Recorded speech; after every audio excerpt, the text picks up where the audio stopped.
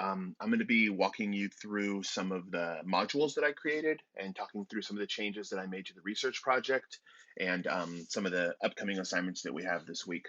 So yeah, I'm just going to be kind of moving through my screen and just showing you exactly where to go for everything. In case you have any questions, you can just follow along with this video. I'll make more of these. I've made some for my other classes and they've been pretty helpful. I know that you guys are really familiar with Canvas because of your LR10 work, but I just want to kind of guide you along and show you some of the changes that I've made to some of the stuff in class. And it's easier to just make this recording than it is to,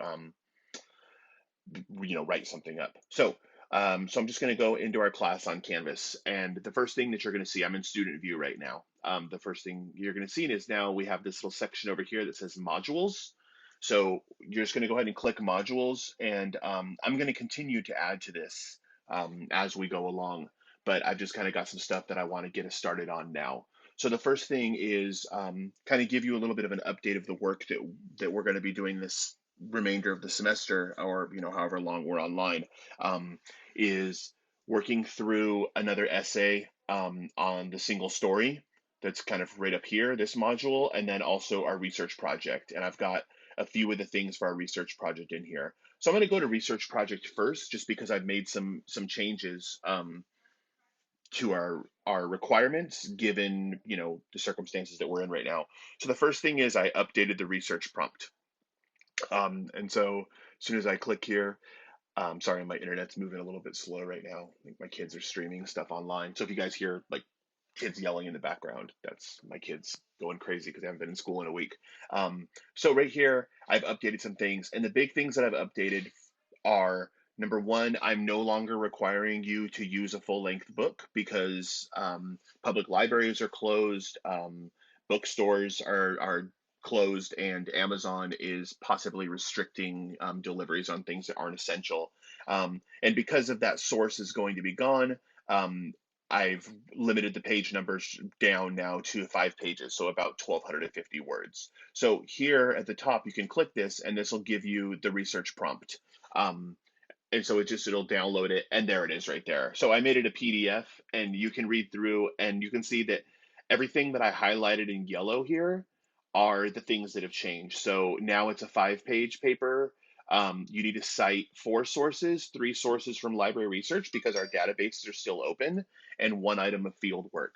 The field work is going to change a little bit too, but you're going to be able to do a lot of options for field work. I'll update that assignment in the next coming week or so, and you'll be able to see some different options that I can give you, some different possibilities for field work. But now thinking about field work from the context that we're in this shelter in place, it can be things like watch a documentary. It can be things like go online and do some research similar to like we did with the housing project.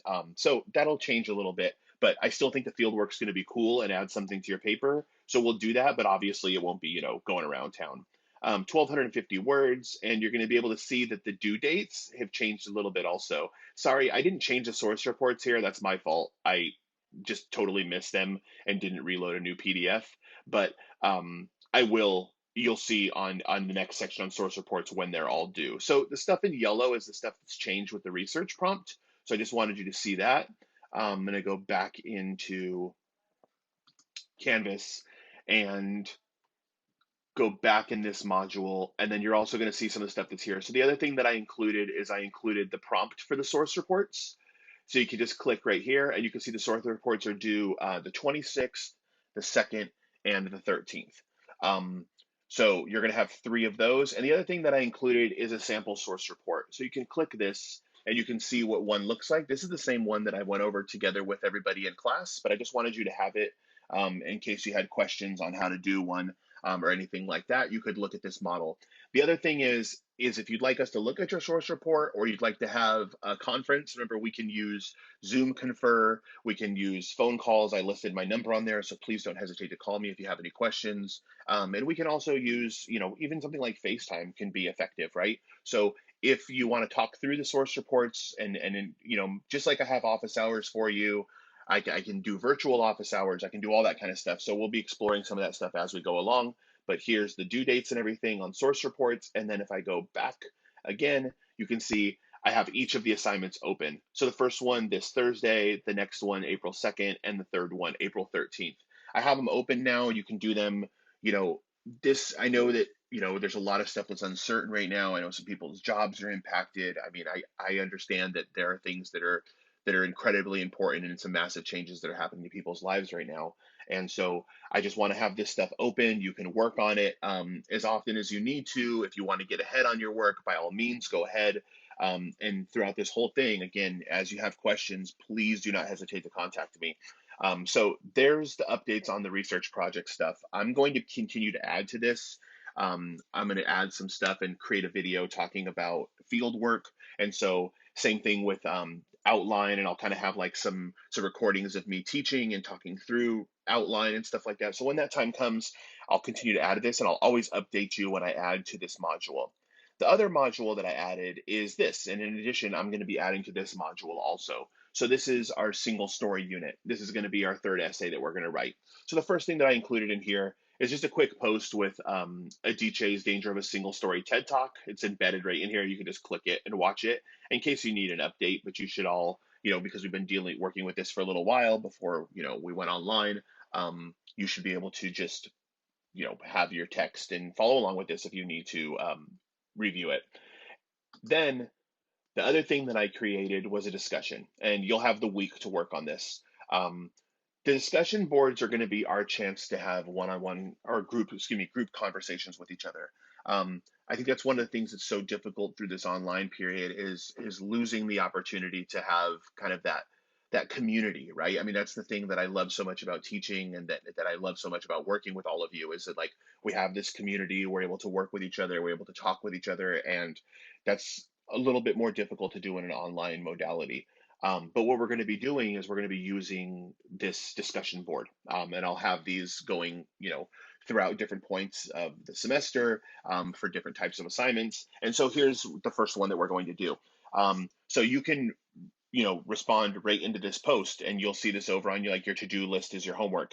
So you're going to be drawing connections between a DJ's Danger of a Single Story and the documentary 13th. And so here's the question that I want you to think about. How does a single story portrayal of Black males contribute to mass incarceration? And based on what you saw in the documentary, um, is one or more of the causes and of this single story. So, like, what do you think is causing this single story, right? So you can focus on the political, media, or societal influences to the single story.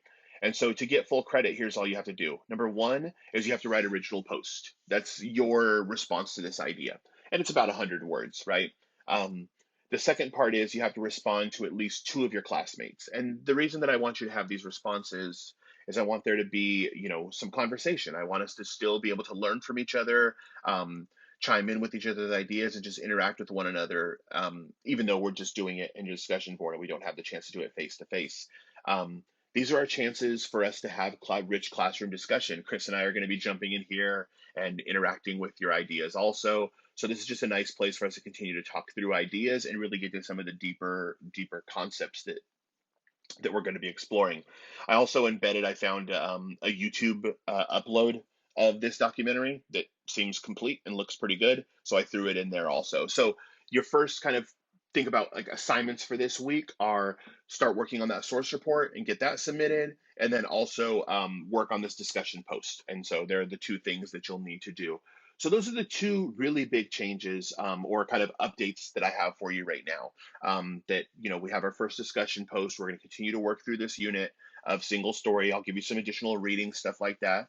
And we're also going to work on a research project. And I think that's going to take us through the end of the semester. It's going to be things I do along the way. I'll video some lectures talking to you about different ideas. Like the upcoming one is going to be focusing on inference and assumption. There's going to be a lot of these type of things that I'll be doing and continue to build as we go. But I understand that, online school is not something that you signed up for. And I understand that, there's a lot of, difficulties that people are facing. And I just want to constantly stress that, like, I'm here to support you. I'm here to, you know, talk with you. Any questions you have, any concerns you have, like, be in contact with us, right? Like, Chris is making himself available. Like, we're really lucky to have him as a resource in our class. And, we're in this together. Like, I think we got this. I don't want to lose anybody along the way. But also, if you have some stuff come up and you need to to talk to me about something, like, again, don't hesitate to call me. You guys all have my number. I linked it on the earlier announcement. And so I will be in contact with you regularly. I'll be checking up on our discussion posts. I've got some grading to catch up on. I'm sorry I've been just a little bit behind on that because I've been trying to learn how to teach online, quite frankly, and move a lot of things from our class online. So I should be caught up with my grading by the end of this week, and we'll just kind of continue to work through stuff. And any essay revisions you want to do, you'll continue to be able to do those. If you want to be able to like meet with me and have some conferences, we'll be able to do that.